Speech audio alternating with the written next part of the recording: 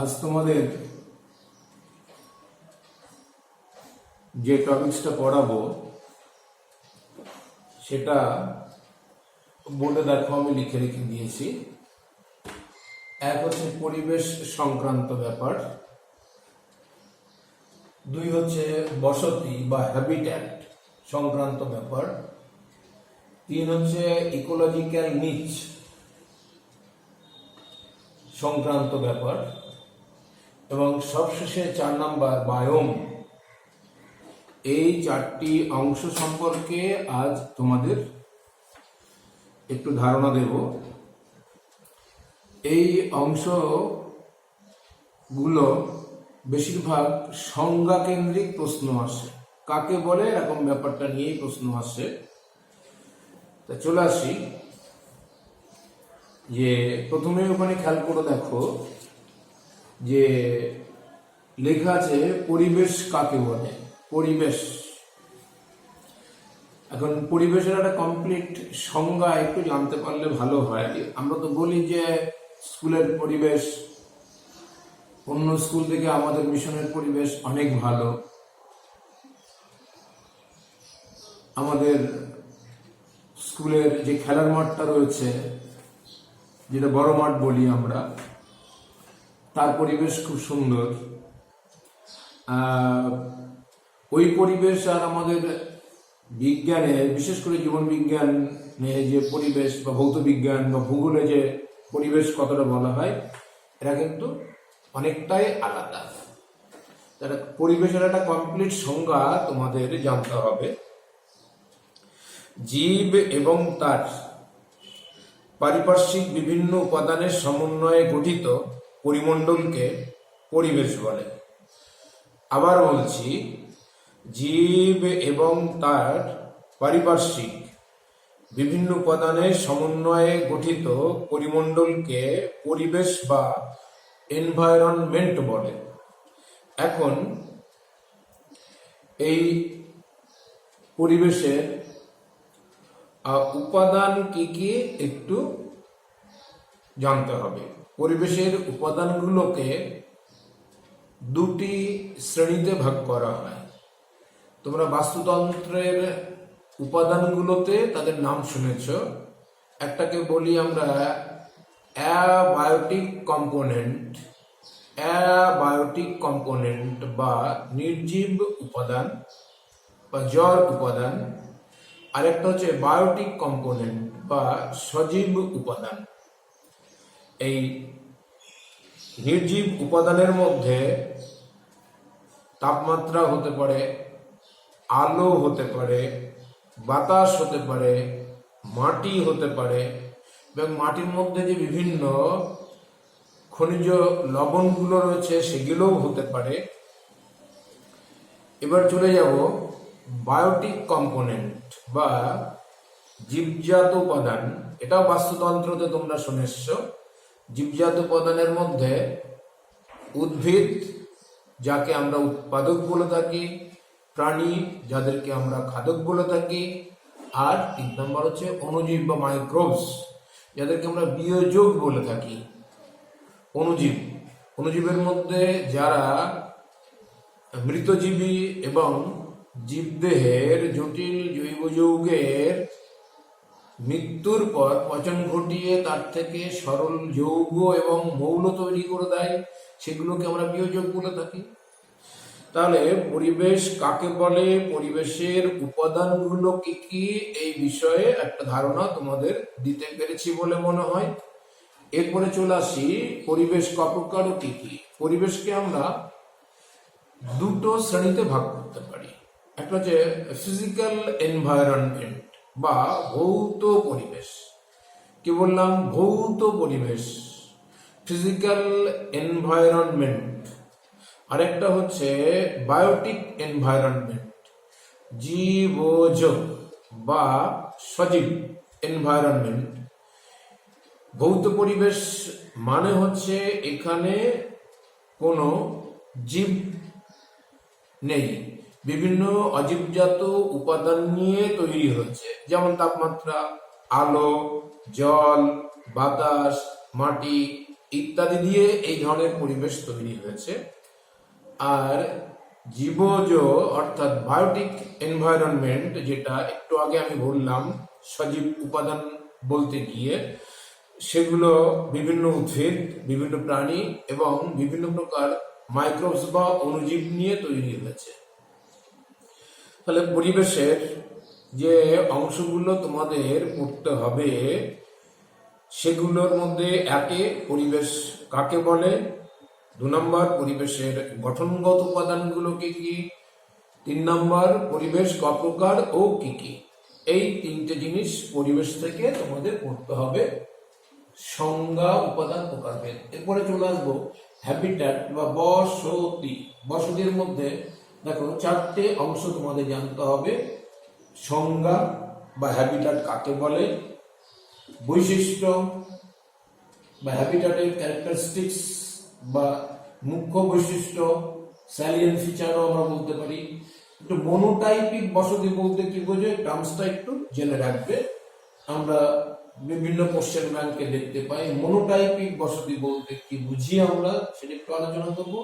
আর বসতির 2টো ভাগ আছে, জলজ এবং স্থলজ বসতি।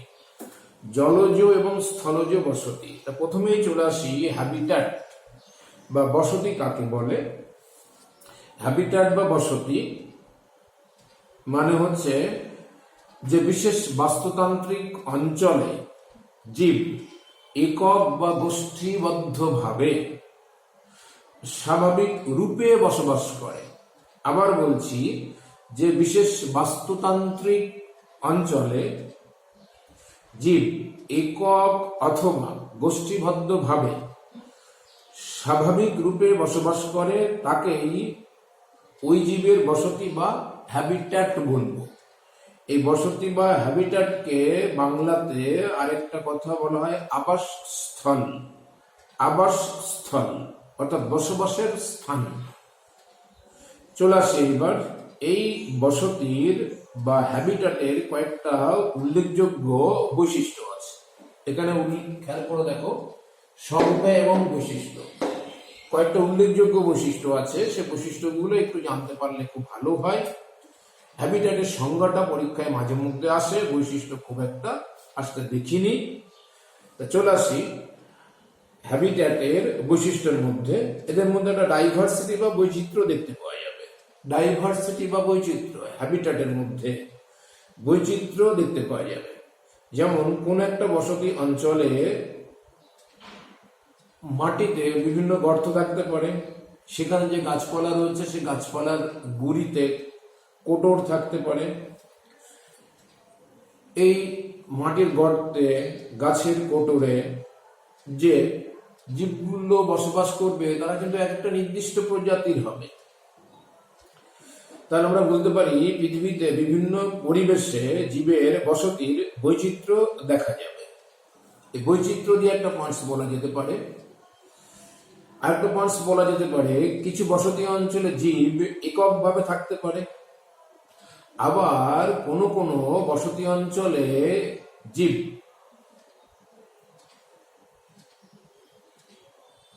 একত্রে, অনেকগুলো জীব একত্রে বসবাস করতে পারে। অর্থাৎ বসতি অঞ্চলের জীবগুলো কোনো কোনো ক্ষেত্রে কোনো কোনো বসতি অঞ্চলে এককভাবে থাকতে পারে, আবার কোনো কোনো ক্ষেত্রে জীব প্রজাতিগুলো সমষ্টিগতভাবে থাকতে পারে। আরেকটা বৈশিষ্ট্য বলা যেতে পারে যে কোনো কোনো জীবের বসতি জীবন চক্রের বিভিন্ন সময়ে কিংবা বিভিন্ন শারীরবৃত্তীয় প্রয়োজনের তাগিদে পরিবর্তিত হতে পারে। যেমন তোমরা জানো যে ইলিশ মাছ নোনা জলের মাছ, এরা বেশিরভাগ ক্ষেত্রে নোনা জলে বসবাস করে। বংশ বিস্তারের সময়, বিশেষ করে ডিম পাড়ার সময় এরা মোহনা অঞ্চলে চলে আসে, মিষ্টি জলের দিকে এগিয়ে আসে এবং মিষ্টি জলে এসে এরা ডিম পেড়ে, আবার ডিম ফুটে বাচ্চা তৈরি হলে এরা নোনা জলে চলে যায়। এখানে দেখো জীবনচক্রের পূর্ণাঙ্গ অবস্থা নোনা জলে অতিবাহিত হচ্ছে, আর একদম ডিম থেকে শুরু করে সবেমাত্র ডিম ফুটে বাচ্চা তৈরি হয়েছে সেগুলো মিষ্টি জলে অতিবাহিত হচ্ছে। আবার যদি উভচর প্রাণীদের মধ্যে আমরা খেয়াল করে দেখি, তাহলে দেখবো উভচর প্রাণীদের জীবনের প্রাথমিক অবস্থা অর্থাৎ লার্ভা দশা জলে অতিবাহিত হচ্ছে, কিন্তু পূর্ণাঙ্গ অবস্থা স্থলে অতিবাহিত হচ্ছে। অর্থাৎ এদের জীবন চক্রের বসতি আমরা দেখছি সেপারেট বা ভিন্ন প্রকৃতির। এছাড়াও বসতির আরেকটা বৈশিষ্ট্য হতে পারে, অভিযোজন সংক্রান্ত একটা বৈশিষ্ট্য হতে পারে। নির্দিষ্ট বসতি অঞ্চলের পারিপার্শ্বিক পরিবেশের সাথে মানিয়ে নিতে জীবের কিছু মরফোলজিক্যাল, ফিজিওলজিক্যাল এবং অ্যানাটমিক্যাল পরিবর্তন ঘটে থাকে। দেখো, এখানে মরফোলজি মানে অঙ্গসংস্থান। এখানে অঙ্গসংস্থানের মধ্যে এক্সটার্নাল মরফোলজি বা বহি অঙ্গসংস্থান এবং ইন্টারনাল মরফোলজি বা মানে অ্যানাটমিক্যাল ব্যাপারটা হতে পারে। এছাড়াও ফিজিওলজিক্যাল ব্যাপারটাও আসতে পারে, আচরণগত পরিবর্তন আসতে পারে। আমরা জানি যে কোন একটা নির্দিষ্ট পরিবেশে অর্থাৎ বসতিতে জীবকে মানিয়ে নিতে গেলে তার কিছু দেহের গঠনগত, শারীরবৃত্তীয় এবং আচরণগত পরিবর্তন ঘটাতে হয়, ঘটিয়ে ওই পরিবেশের সাথে সুস্থ স্বাভাবিকভাবে মানিয়ে নিয়ে জীবনযাপন করতে হয়। এটাকে অ্যাডাপ্টেশন বলা হয়। এই অভিযোজন দিয়েও কিন্তু বসতির একটা বৈশিষ্ট্য বলা যেতে পারে। তাহলে চারটে বৈশিষ্ট্য বলা হলো, চারটে বৈশিষ্ট্য বসতির একটু মনে রাখার চেষ্টা করবে। এরপরে চলে যাই পরের টপিকসটাতে। কি ছিল যেন? মনোটাইপিক বসতি। মনো মানে এক, মনোটাইপিক বসতি মানে হচ্ছে যে বসতি অঞ্চলে একটি নির্দিষ্ট প্রজাতির জীবের প্রাধান্য দেখা যাবে। যে বসতি অঞ্চলে একটি নির্দিষ্ট জীবের প্রাধান্য বেশিরভাগ দেখতে পাওয়া যাবে তাকে মনোটাইপিক বসতি বলে থাকি। যেমন তোমরা জানো যে দক্ষিণ মেরু অঞ্চলে যে সমস্ত প্রাণীগুলো রয়েছে তাদের মধ্যে পেঙ্গুইন উল্লেখযোগ্য। দক্ষিণ মেরু অঞ্চলে যে প্রাণীগুলো বসবাস করে তাদের মধ্যে পেঙ্গুইনের আধিপত্য সব থেকে বেশি দেখা যায়। তাই এই দক্ষিণ মেরু অঞ্চলকে পেঙ্গুইনের মনোটাইপিক বসতি অঞ্চল বলা হয়। মনোটাইপিক বসতি তার মানে একটা টাইপের জীব এখানে অধিক সংখ্যায় বসবাস করছে, অন্য অন্য প্রজাতির জীবেদের সংখ্যা অতি নগণ্য। এই মনোটাইপিক বসতি ব্যাপারটা কি একটু মনে রাখলে ভালো হয়। নেক্সট দেখো, বসতির প্রকারভেদ উল্লেখ করা আছে। বসতির দু রকমের প্রকারভেদ হতে পারে। একটা হচ্ছে অ্যাকুয়াটিক হ্যাবিট্যাট, আর একটা হচ্ছে টেরেস্ট্রিয়াল অর্থাৎ স্থলজ।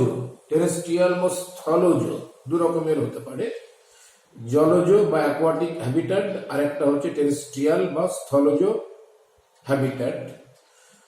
জলজ হ্যাবিট্যাট মানে হচ্ছে জলে এর উপস্থিতি রয়েছে যে বাসস্থানগুলো, সেই জায়গাগুলো। এর মধ্যে পুকুর হতে পারে, লেক হতে পারে, নদী নালা হতে পারে, খাল বিল হতে পারে, বাউর হতে পারে।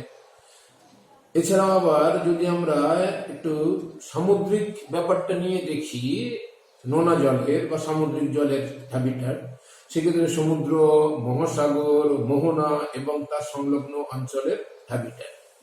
অর্থাৎ জলজ বা অ্যাকোয়াটিক হ্যাবিট্যাট সুইট ওয়াটার বা মিষ্টি জলের হ্যাবিট্যাট হতে পারে, আর মেরিন ওয়াটার বা নোনা জলের হ্যাবিট্যাট হতে পারে। স্থলজ হ্যাবিট্যাট, যাকে টেরেস্ট্রিয়াল হ্যাবিট্যাট আমরা বলে থাকছি, টেরেস্ট্রিয়াল হ্যাবিট্যাট, এদের মধ্যে চারটে ভাগ হতে পারে। একটা মরু অঞ্চলের হ্যাবিট্যাট, আর একটা তৃণভূমির হ্যাবিট্যাট, আর একটা অরণ্যভূমির হ্যাবিট্যাট, আর একটা পার্বত্য ভূমির হ্যাবিট্যাট। এই চারটি অঞ্চলের হ্যাবিট্যাট সম্পর্কে অতি সংক্ষিপ্ত একটা ধারণা নিতে হবে। এই মরু অঞ্চলের যে হ্যাবিট্যাট, সেখানে এর পরিবেশটা রুক্ষ হবে এবং গাছপালাগুলো অধিকাংশই মানে ক্যাকটাস জাতীয় হবে। এই অঞ্চল অতি রুক্ষ, তাপমাত্রা খুব বেশি দিনের বেলাতে, আর বৃষ্টি খুব কম হয়, গরম একটু বেশি। তবে শীতল মরুভূমির ক্ষেত্রে ব্যাপারটা আলাদা হবে। তৃণভূমির হ্যাবিট্যাট, গ্রাসল্যান্ড হ্যাবিট্যাট, এখানে ঘাস জাতীয় উদ্ভিদের আধিপত্য দেখা যাবে। এখানকার মাটিগুলো বেশিরভাগ ক্ষেত্রে বালিযুক্ত হয়, যাকে ড্রাই সয়েল বলে থাকি আমরা। অরণ্যভূমির আবাসস্থল, এটা সমভূমি হতে পারে, পার্বত্য ভূমি হতে পারে। আর পার্বত্য অঞ্চলে বা পার্বত্য ভূমির আবাসস্থল, পর্বত এলাকাতে এগুলো বেশিরভাগ দেখতে পাওয়া যাবে। এই অঞ্চলে, পার্বত্য অঞ্চলে যে সমস্ত উদ্ভিদ এবং প্রাণীগুলো থাকবে, নর্মালি পাইন জাতীয় গাছপালা, ওক জাতীয় গাছপালা, ফার জাতীয় গাছপালা, আর প্রাণীদের মধ্যে বেশিরভাগ ক্ষেত্রে তোমার পাহাড়ি কিছু পাখি আছে, সেগুলো দেখতে পাওয়া যাবে, কিছু প্রাণী দেখতে পাওয়া যাবে। বিশেষ করে ভাল্লুক জাতীয় প্রাণীগুলো এখানে একটু দেখা যায় বেশি।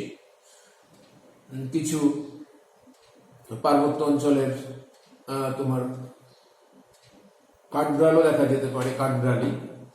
এবার চলে যাব যে ইকোলজিক্যাল নিচ। নিচ দেখো এখানে উল্লেখ করা আছে, ইকোলজিক্যাল নিচ।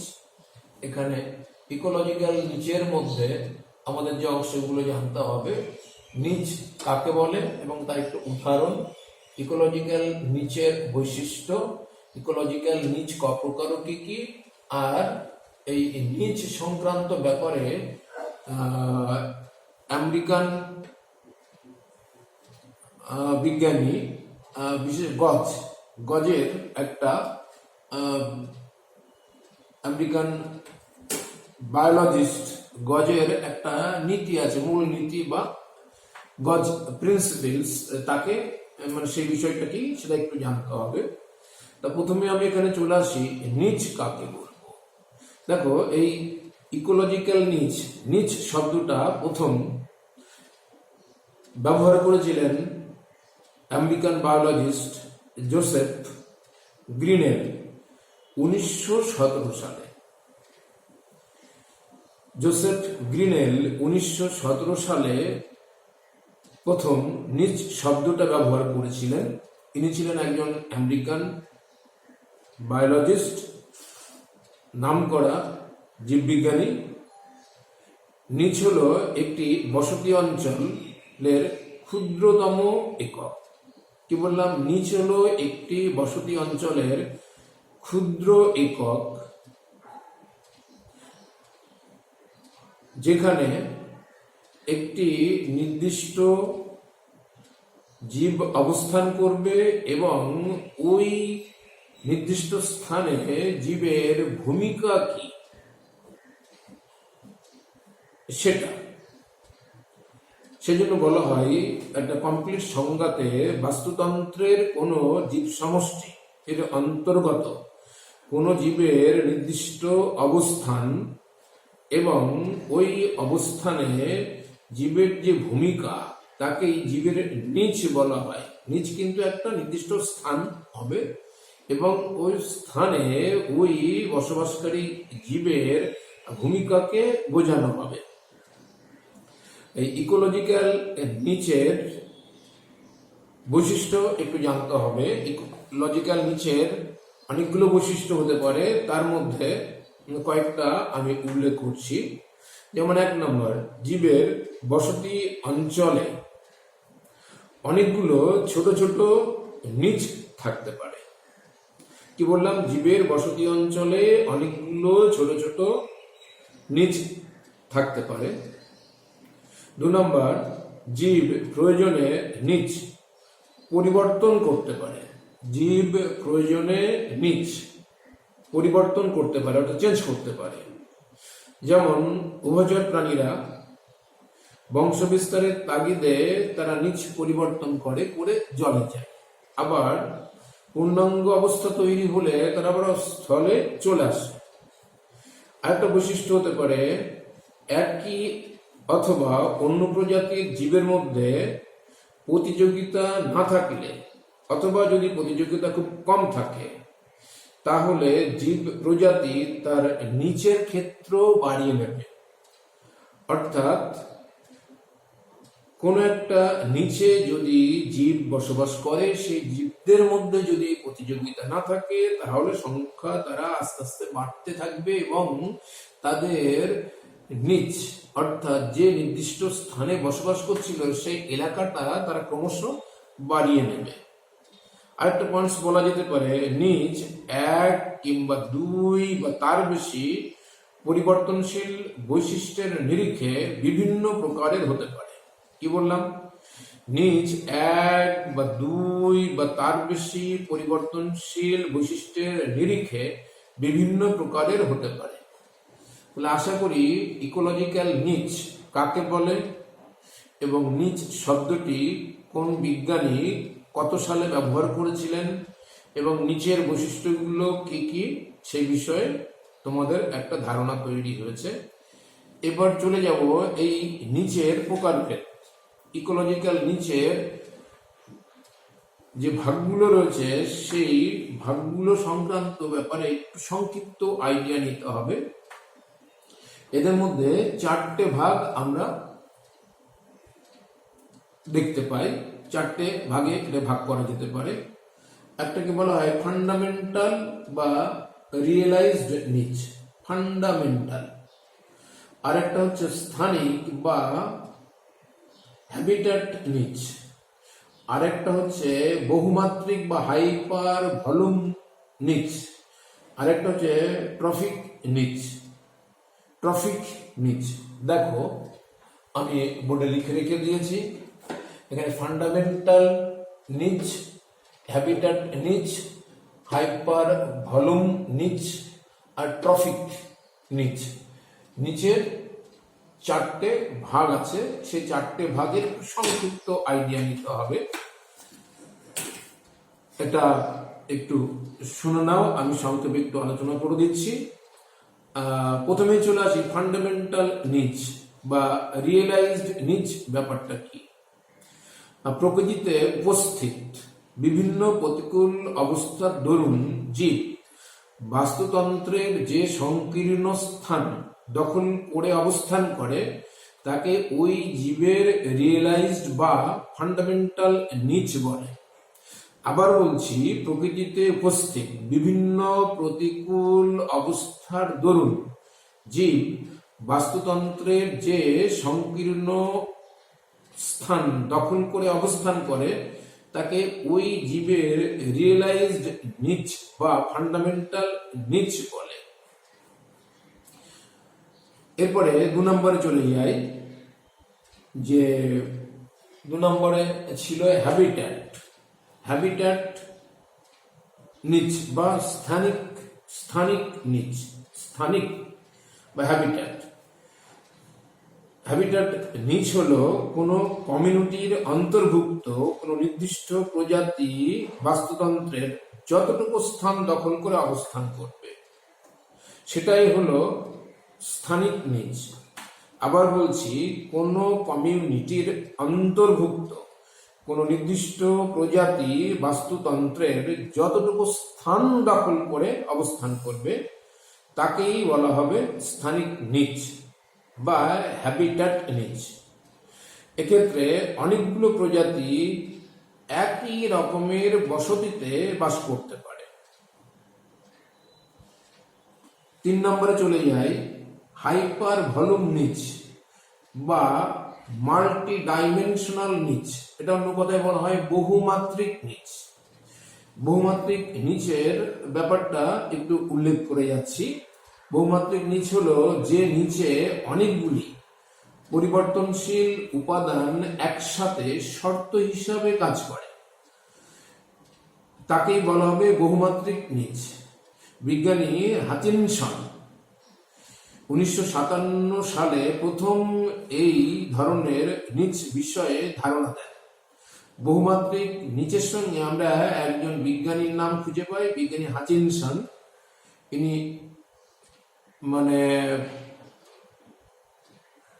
আমরা দেখেছি যে অভিব্যক্তি নির্দেশক যে শ্রেণীবিন্যাস ক্লাস 11-এ পড়ানো হয়, সেখানে হাচিনসনের নামটা তোমরা শুনেছ।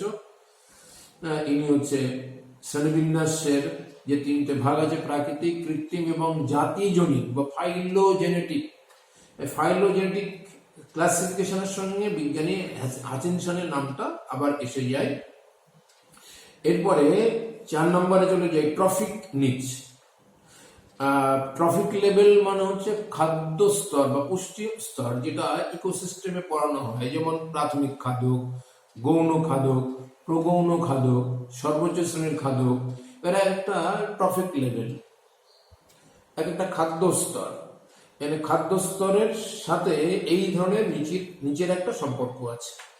এই ট্রফিক নিচ হলো খাদ্য এবং খাদকের উপর নির্ভরশীল নিচ। কি বললাম? ট্রফিক নিচ হলো খাদ্য এবং খাদ্যকের উপরে নির্ভরশীল নিচ।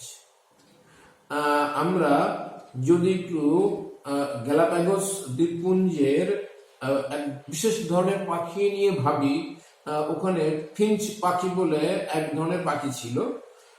ওদের 3টে প্রজাতি আছে। ওরা একই অঞ্চলে বাস করলেও দেখা যায় ওদের খাদ্যের অভ্যাস আলাদা আলাদা।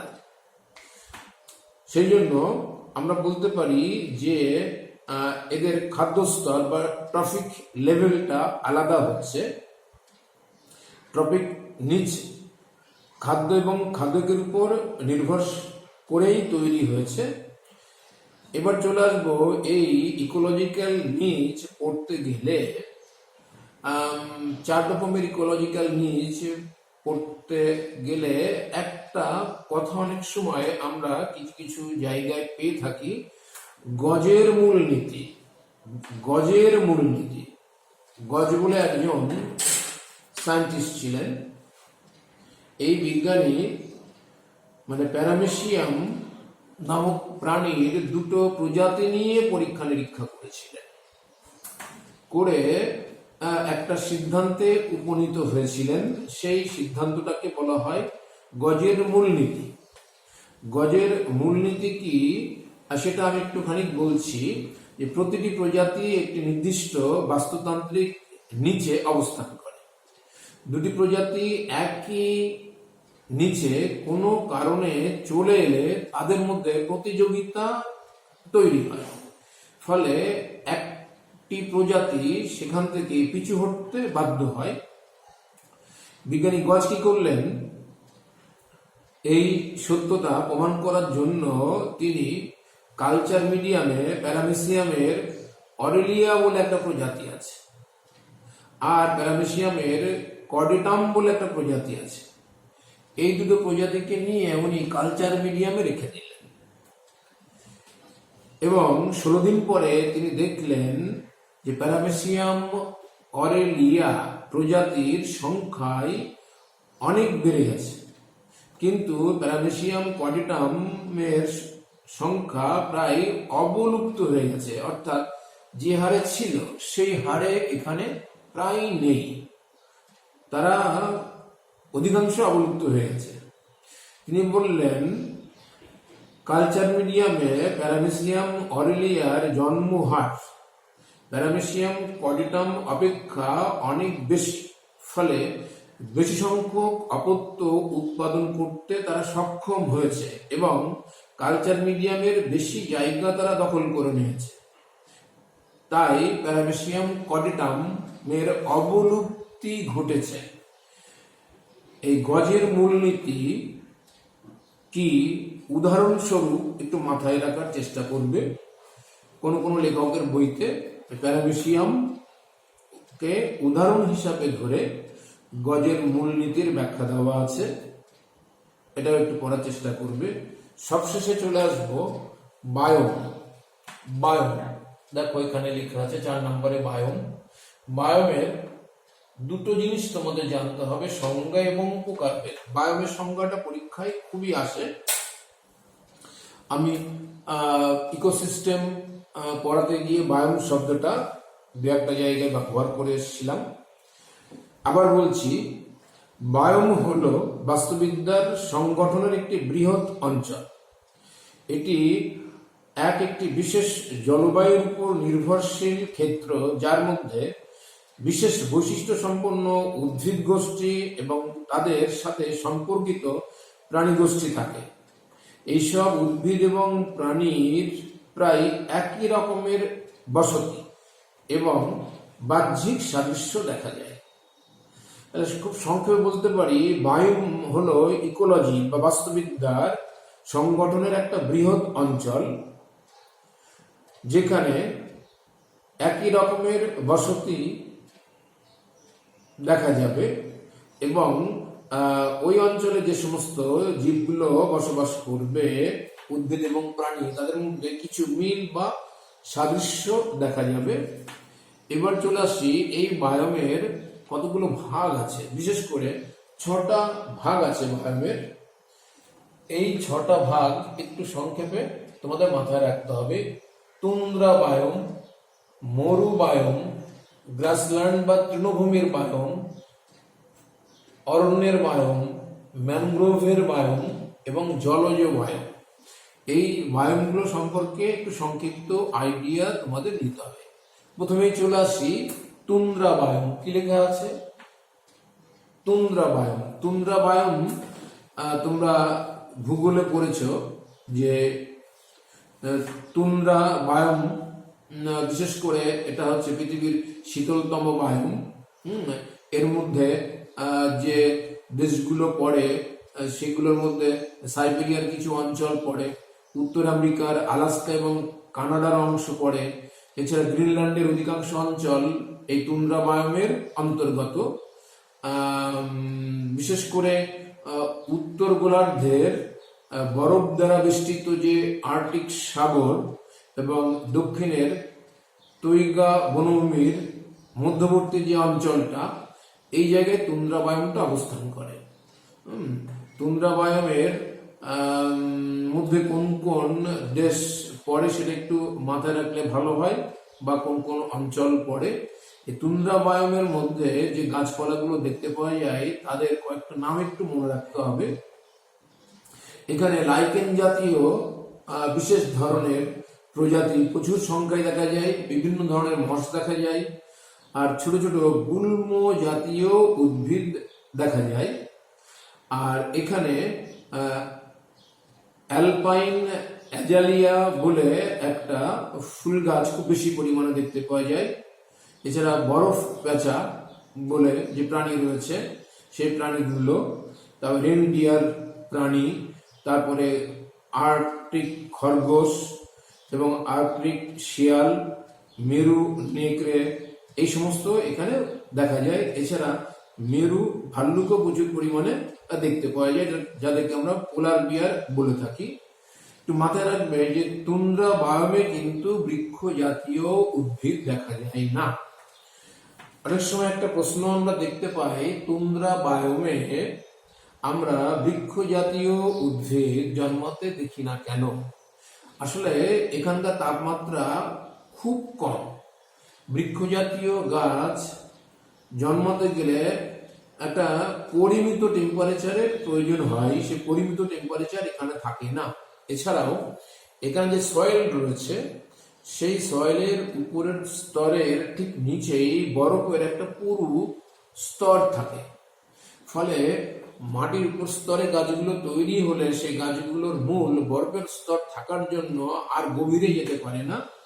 ফলে বৃক্ষ জাতীয় উদ্ভিদ জন্মানো এখানে অসম্ভব হয়ে পড়ে। অনেক সময় একটা প্রশ্ন আসে যে তুন্দ্রা বায়োমে বৃক্ষ জাতীয় উদ্ভিদ জন্মায় না কেন, লেখো। নেক্সট চলে যাব মরু বায়ুম। মরু বায়ুম মানে মরু অঞ্চলের বা ডেজার্ট বায়ুম, মরু অঞ্চলের বায়ুম, এগুলো বেশিরভাগ ক্ষেত্রে আমরা কর্কট ক্রান্তি এবং মকর ক্রান্তি রেখার মধ্যবর্তী অঞ্চলে আমরা মরুবায়ুমগুলো দেখতে পাই। এই মরুবায়ুমগুলোর অবস্থান কর্কট ক্রান্তি এবং মকর ক্রান্তি রেখার মধ্যবর্তী অঞ্চল।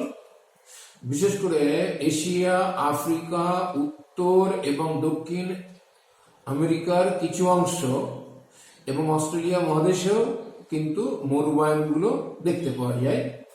এই মরু বায়োমে যে সমস্ত উদ্ভিদগুলো দেখা যায় এবং প্রাণীগুলো দেখা যায়, তাদের কয়েকটা করে নাম তোমাদের মনে রাখতে হবে।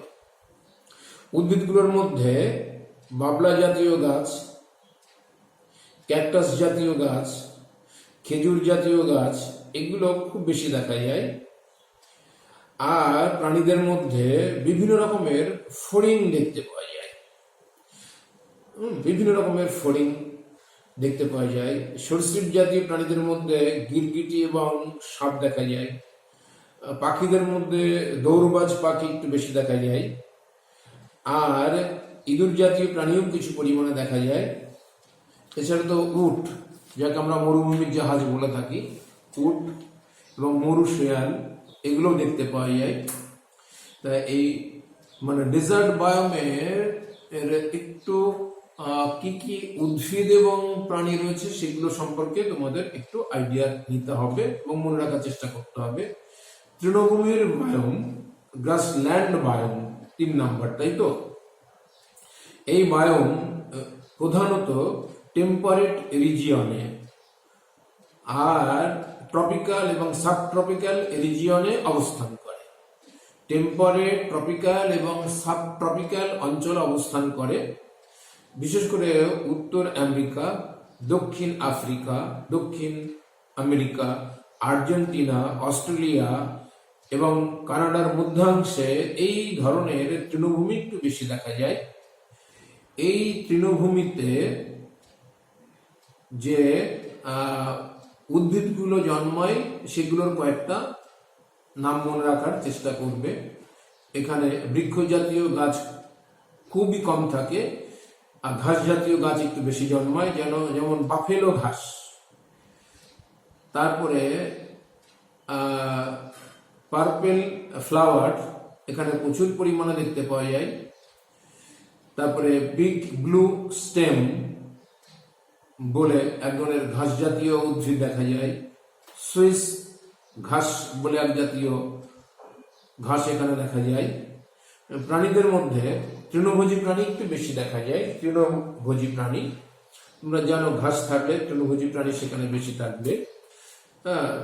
মোষ হতে পারে, হাতি হতে পারে, অ্যান্টিলোপ হতে পারে, বুনো মোষ হতে পারে, বাইসন হতে পারে, গন্ডার হতে পারে, জিরাফ হতে পারে, জেব্রা হতে পারে, এগুলো প্রচুর সংখ্যায় এখানে পাওয়া যায়। এছাড়াও যেহেতু তৃণভোজী প্রাণী এখানে থাকে, তাহলে মাংসাশী প্রাণী সাধারণত থাকার কথা, যেমন সিংহ, হাইনা, চিতা, লেপার্ড, শিয়াল, এই সমস্ত প্রাণীগুলো এখানে প্রচুর সংখ্যায় পাওয়া যায়। তৃণভূমির বায়োমের উদ্ভিদ এবং প্রাণীগুলো কি কি সেই বিষয়ে তোমাদের একটা আইডিয়া নিতে হবে। এরপরে অরণ্য বায়োম নিয়ে একটু সংক্ষিপ্ত আলোচনা করব। অরণ্য বায়োমের মধ্যে তৈগা বায়োমটা তোমাদের একটু ভালো করে জানা উচিত। কনিফেরাস বায়োম বলা হয়, কনিফেরাস বায়োম। এই বায়োমটা বিশেষ করে তুন্দ্রা অঞ্চলের দক্ষিণে এবং নাতিশীতোষ্ণ অঞ্চলের উত্তরে অবস্থান করে। এই তৈগা বায়োম আমরা বেশিরভাগ ক্ষেত্রে উত্তর আমেরিকার কানাডা, আলাস্কা, মিশিগান এবং নিউ ইয়র্কের উত্তরাংশে বেশি দেখতে পাই। এছাড়া ইউরেশিয়ার বেশ কিছু অংশ জুড়ে এদের অবস্থান দেখা যায়।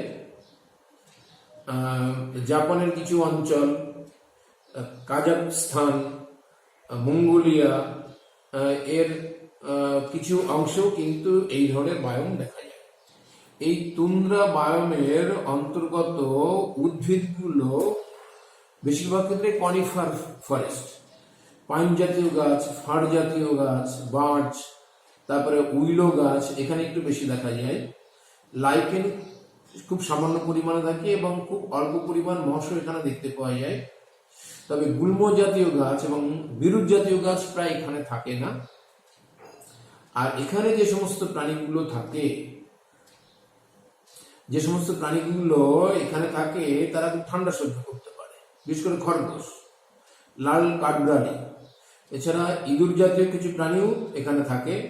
লেপার্ড ফ্রগ বলে যে প্রাণী আছে সেগুলো এখানে দেখা যায়। এছাড়া নেকড়ে, শিয়াল, কালো এবং বাদামি ভাল্লুকও দেখতে পাওয়া যায়।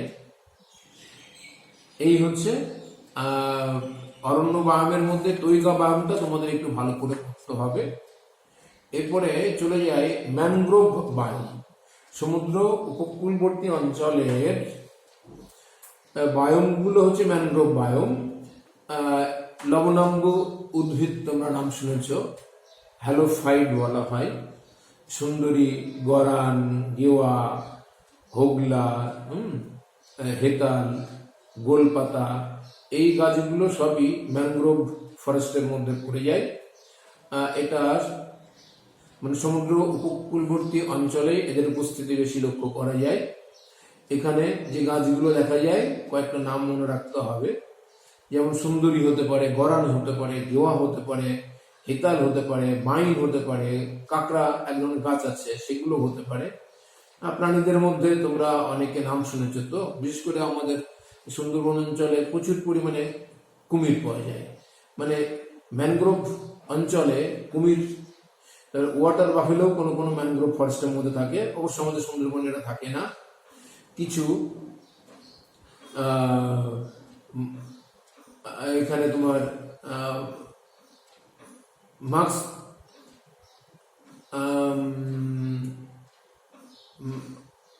এখানে ম্যানগ্রোভ মনিটর নামক টিকটিকি দেখতে পাওয়া যায়। তারপরে প্রচুর পরিমাণে এখানে মৌমাছি পাওয়া যায়।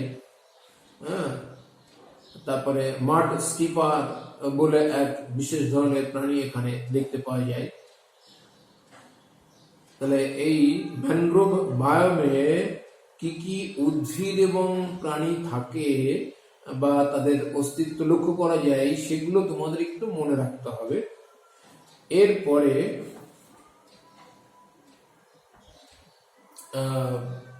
মরু অঞ্চলের বায়োম। মরু অঞ্চলের বায়োম তো তোমাদের আগে বলে এসছি। ম্যানগ্রোভ বায়োমটা বলা হলো। এবার জলজ বা অ্যাকোয়াটিক বায়োম। অ্যাকোয়াটিক বায়োম মানে সমুদ্রের হতে পারে, সাগরের হতে পারে, নদী বা কোনো কোনো জলাশয়ে হতে পারে। এখানে বিভিন্ন ধরনের জলজ উদ্ভিদ এবং জলজ প্রাণী থাকবে, অর্থাৎ বিভিন্ন ধরনের মাছ থাকবে, বিভিন্ন ধরনের জুপ্ল্যাঙ্কটন থাকবে, ফাইটোপ্ল্যাঙ্কটন থাকবে। এই বায়োমের মধ্যে বায়োম কাকে বলে, বায়োমের বৈশিষ্ট্য কি এবং তুন্দ্রা বায়োমের অন্তর্গত উদ্ভিদ এবং প্রাণী সংক্রান্ত বিষয় একটু ধারণা রাখলে আমার মনে হয় হয়ে যাবে। আমি বোর্ডে যে অংশগুলো লিখেছি এগুলো খুব বিস্তারিতভাবে তোমরা একটু ভালো করে দেখে নেবে। আর 2015 থেকে 2020 পর্যন্ত বায়োলজিক্যাল সায়েন্সে কি কি প্রশ্ন এই চ্যাপ্টার থেকে এসছে সেগুলো একটু দেখে নেবে। আমি যে ক্লাসগুলো করালাম সেগুলো একটু বই দেখে ভালো করে পড়ো। এখন যেহেতু লকডাউন চলছে, সামনাসামনি না পেলে ভালোভাবে আইডিয়া দেওয়া যায় না, তোমাদের সঙ্গে ইন্টারাকশন হয় না। এটা মানে সেই বাস্তুতন্ত্রের শক্তি প্রবাহ সর্বদাই একমুখী, এটা অনেকটা একমুখী বলে এখানে মনে হচ্ছে। অর্থাৎ আমি এখানে মূল চালিকা শক্তি কিন্তু ইন্টারাক্ট করার যে জায়গাটা, সেই জায়গাটা সামনাসামনি আমাদেরকে পাচ্ছি না বলে অসুবিধা তোমাদের হবে। যা ভালো করে জায়গাগুলো পড়ো, সকলে খুব ভালো থাকবে। আবার